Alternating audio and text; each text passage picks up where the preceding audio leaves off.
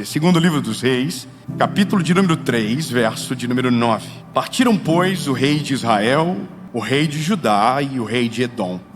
E eles deram uma volta de 7 dias de jornada, e não havia para o exército nem para o gado que os seguia água. E o rei de Israel disse: Senhor, chamou esses 3 reis juntos para entregá-los nas mãos de Moabe? Mas Josafá disse: não há aqui algum profeta do Senhor para que possamos consultar ao Deus de Israel? E um dos servos do rei de Israel respondeu e disse: aqui está Eliseu, o filho de Safate, o qual derramou água nas mãos de Elias. E Josafá disse: a palavra do Senhor está com ele. Assim o rei de Israel e Josafá e o rei de Edom desceram até Eliseu. Eliseu disse ao rei de Israel: o que eu tenho com você? Grosso, né? Vai até os profetas do teu pai, aos profetas da tua mãe. E o rei de Israel disse a ele: não, porque o Senhor chamou esses 3 reis juntos para entregá-lo nas mãos de Moabe. Eliseu disse: vive o Senhor dos exércitos diante de quem me ponho de pé. Se não fosse por eu respeitar a presença de Josafá, o rei de Judá, eu nem olharia na tua direção, tampouco te veria. Agora, porém, eu vou te explicar a crise para não ficar voando. A crise é o seguinte: 3 reis se juntam para destruir um povo, os Moabitas. E eles caminham pelo deserto de Edom. E nesse caminho de 7 dias, em um determinado momento, descobrem que pegaram um caminho mais longe do que achavam. Nesse lugar, eles não estavam desobedecendo, eles estavam obedecendo. Só que quando nós chegamos num lugar inóspito, aonde começa a ter falta de algo que a gente não acreditou que teria, a primeira coisa que nós começamos a questionar é: será que o que estamos fazendo não é desobedecer a Deus no lugar que chegamos? É uma das primeiras crises do ser humano.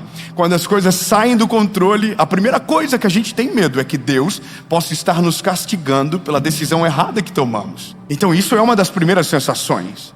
A segunda é exatamente o que eles dizem: será que Deus nos trouxe aqui e nos abandonou para morrer na mão dos Moabitas? E aí vem a urgência. É nesse dia que a gente procura um vídeo na internet. Oi, tudo bem? Meu nome é Dave, eu sou um evangelista e a minha missão é falar de Jesus, em tempo e fora de tempo. Muito prazer, estou aqui para ajudar você. Porque eu não vou fazer igual a Eliseu. Olha, procura outro vídeo, porque o que Eliseu disse: vai procurar os profetas do teu pai. Oi, vocês não falam mal de mim por aí? E aí Eliseu disse: se não fosse Josafá aqui, eu não ia falar. Eu acho maravilhoso, André, isso aqui é maravilhoso. Josafá está ali ouvindo isso sem precisar ouvir, porque não tinha nenhum problema. Agora o problema era o rei de Edom. Bom, eu vou resumir. Então esse é o clímax. Vamos tudo morrer.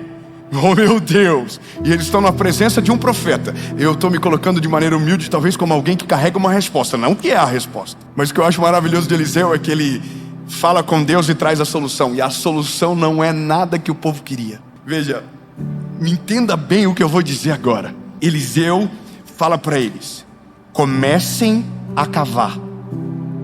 Peguem uma pá e comecem a cavar. Não, eu vou ler. Vou ler porque vocês têm que valorizar mais. Não, é que deixa eu só não perder o fio da meada aqui. Eu vou ler para vocês não, você tem que, não pode, valoriza. Você vai ficar bravo também no começo, vai ficar um pouco confuso, mas você vai valorizar, tá bom? Amém?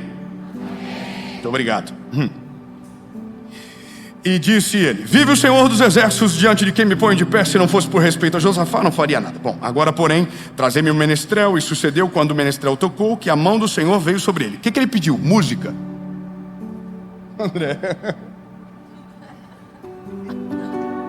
André, fundo musical diferente agora. Eliseu falou: eu vou falar, mas eu quero um fundo musical.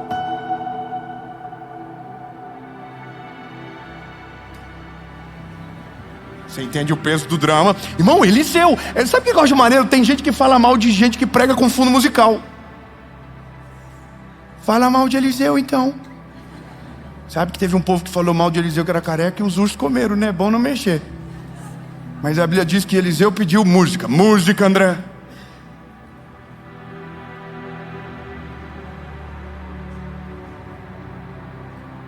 Muito obrigado. E ele disse: assim diz o Senhor: fazei este vale cheio de fossos, porque assim diz o Senhor: vós não vereis vento, tampouco vereis chuva, mas aquele vale será cheio com água, para que possais beber, tanto vós quanto vosso gado e vossos animais. Amém? Amém, porque não é você. Sabe por que ele pediu? Vocês querem água? Cavem poços, mas vocês não vão ver vento e vocês não vão ver chuva. Em outras palavras, ele disse: vocês não vão saber da água, de onde a água vai vir. Cavem poços. Lembra de uma coisa: eles estão no meio do deserto, há 7 dias caminhando, com sede, com fome, com raiva. E o profeta diz: cavem poços. Obedeçam, mesmo que vocês não estejam vendo o que Deus está fazendo. Obedeçam a Deus, mesmo que vocês ainda não estejam vendo as mãos do Senhor agirem ao teu favor. Permaneçam firmes na missão que os trouxe aqui ao meio do deserto. Olhe para o que Deus está mandando agora e esqueçam como a água vai vir. Cavem poços. Sabe qual é a loucura? Eles obedeceram. E a fé não começa quando a gente vê, começa quando a gente obedece sem saber o que Deus vai fazer. Você está no lugar onde está e você está no centro da vontade de Deus, continua. Deus vai fazer acontecer, as portas vão se abrir, o milagre será completo, mesmo que você não enxergue. Só continue obedecendo e ouvindo a voz de Deus. O que eu acho maravilhoso é, eles passaram a noite toda cavando poços. Cava poço. Algum deveria olhar para o outro e dizer: e aí, continua, só continua. Ele falou que era para cavar. Mas Deus não está fazendo nada. Não interessa, Ele mandou cavar. A gente não tem o poço, a gente não tem água, a gente só tem uma palavra. E a palavra diz que para vir a água tem que ter poço. Então faz o poço e espera a água. Faz a tua parte, deixa que Deus vai fazer a dele na hora certa.